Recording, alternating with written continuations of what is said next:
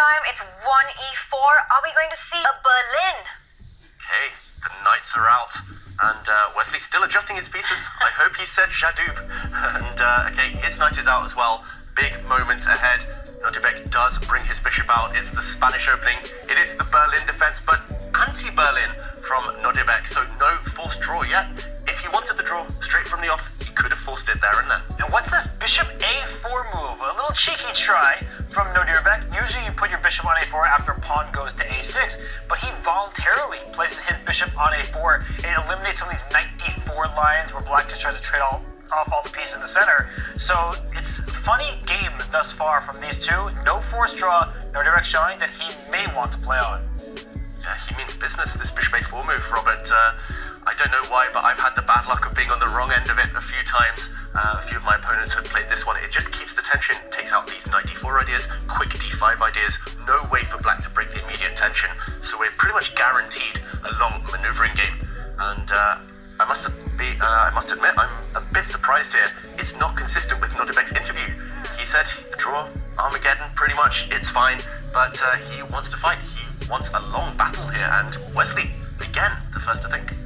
And it was that little pawn move on move number 4 when Nodirbek played d3 going in for the anti-Berlin that seems to show that Nodirbek is in for the long game in this one. And bishop to a4, that last move by Nodirbek, at least it made Wesley go into a little bit of a think and use up some of that clock, which is critical in these situations. It's not your standard line, so for Wesley, he can't rely on all his preparation, and he does lash out with pawn to d5.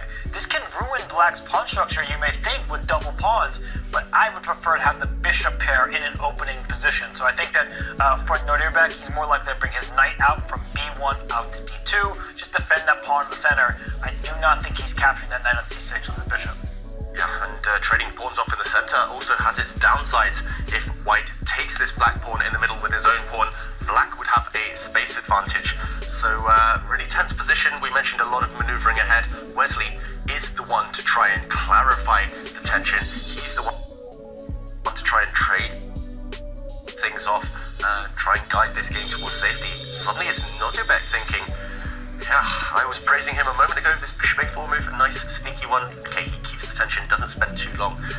So backing up this small surprise in the opening.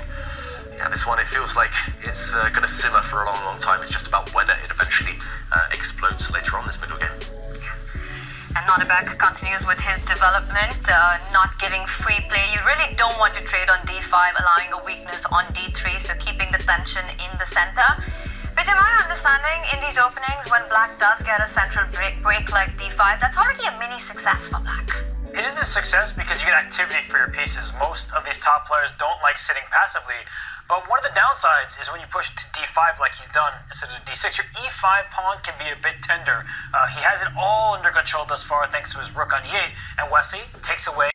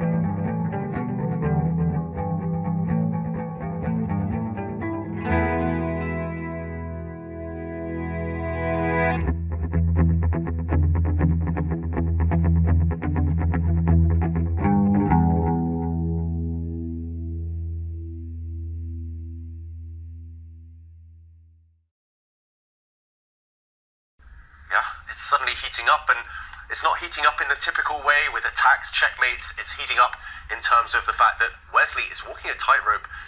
He's got to avoid certain kind of pitfalls here, and he trades a set of pawns. This doesn't damage too much. Hesitation from Nodirbek. He takes back and, okay, attacking White's pawns now.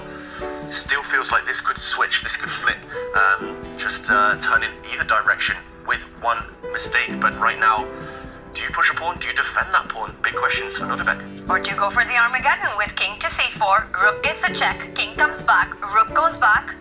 We'll find out who's ambitious here. But the black rook could get in via b4 and come in behind. Okay, the rook does try to come behind, but first, having forced White's rook into passivity, really tense position. How does either side make progress? It's not obvious anymore. If you gave Black some free moves, I'm not sure what he's going to do. So look, a small pawn move, and Wesley brings his king back. I think White can bring the rook up to b3, just keeping an eye on the a3 pawn. I think that neither side can really budge at this stage. They might have to shuffle back and forth. I don't see any inroads. Yeah, White's bishop is tied down defending the c5 pawn. White's rook is tied down defending b5. White's king is tied down defending White's central pawn. It looks like he might have maximized Abdusattorov here. He's really pushed everything forward, especially on the queen side, but no further. And Wesley So is just yo-yoing back and forth with the black king. He's got simple waiting moves. Will we see a plan? Will we see a winning idea from the youngster here? Rook back to b1. That hints at the answer being no. The rooks come from this square. And Wesley continues to wait with his king as well. And I think it comes down to this now. Both players maximize the position as much as they can, tie down each other's pieces, and Nodirbek says that this is it. It goes into Armageddon. We got a big one coming up. A level game throughout. That's what happens when two of them play top-level chess. It ends in a draw and goes down to sudden death. I was going to say there's little separating them. There's nothing separating them right now. It's even score. We are heading to Armageddon. You see them considering. They're talking to each other and laughing. They got to focus on their bids.